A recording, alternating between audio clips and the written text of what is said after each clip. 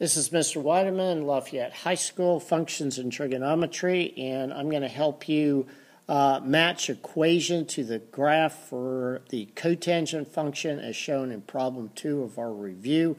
My strategy for this is a little bit different than what I showed for the cosecant and the secant. My first strategy I'm going to do here is I'm going to look at the shape of the curve more than anything else. That's my first look at this thing. And here's what we know. All right, the general shape between the asymptote for a cotangent function is kind of like this reverse cubic sort of thing, or this reverse S shape. Whereas the tangent function, it just looks like a cubic function. But you can clearly see how these two are kind of reversed. So that's the first shape that I'm looking for. The position of the asymptotes and up, down, and squished and stretched and all that other kind of stuff, that's going to come later. But this is my first look at the thing.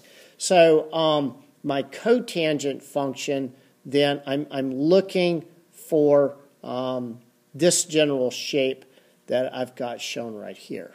Okay, so that's what we're going to look at first. Now then, that's all well and good, but you need to keep in mind a couple of points. A tangent function with a x-axis reflection or a cotangent function with a x-axis reflection can look the same as a tangent function. All right, so we don't have that in this situation, but I want you to keep that in mind.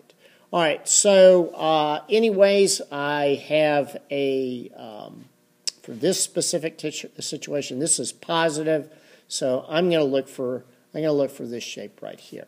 And we can see that that kind of helps us right away. When we go here, we can see that we can eliminate one of our possibilities right away.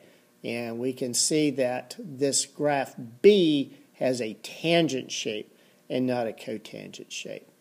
All right, now my strategy becomes more or less the same as in my video with secant and cosecant. I like to look at a vertical shift. What does that do to my neutral axis? And it shifts it up. And so I like to plot the neutral axis on all of my graphs and see what that does for me. And in this condition, not much. Then I'm going to go to my vertical stretch and see what that's going to do for me. And again here, not so helpful. I'm going to have to work more from a t-table here. Now this is something that I know is going to be helpful. But strategies for this is a little bit different. So I'm going to look at a close look at the period, and the phase shift is going to be our clue to refine this a little bit more. All right, so my phase shift is going to be to the left. And so I know in a regular cotangent graph, my first asymptote is at 0, and my last asymptote is pi.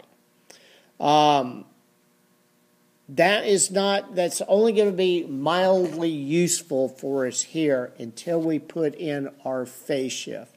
Now what I did here is I went ahead and put my vertical stretch and my vertical shift up on my y values. That's how I got each one of those.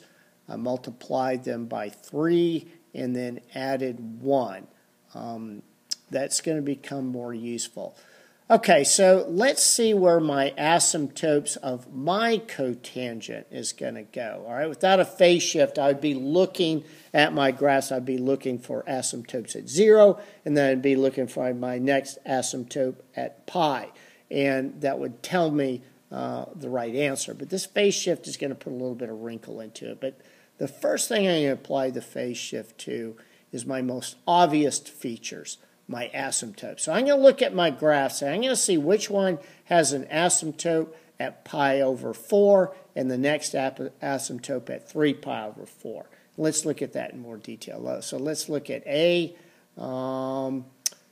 That's looking pretty good. I see I have an asymptote at negative pi over 4 and another asymptote at 3 pi over 4.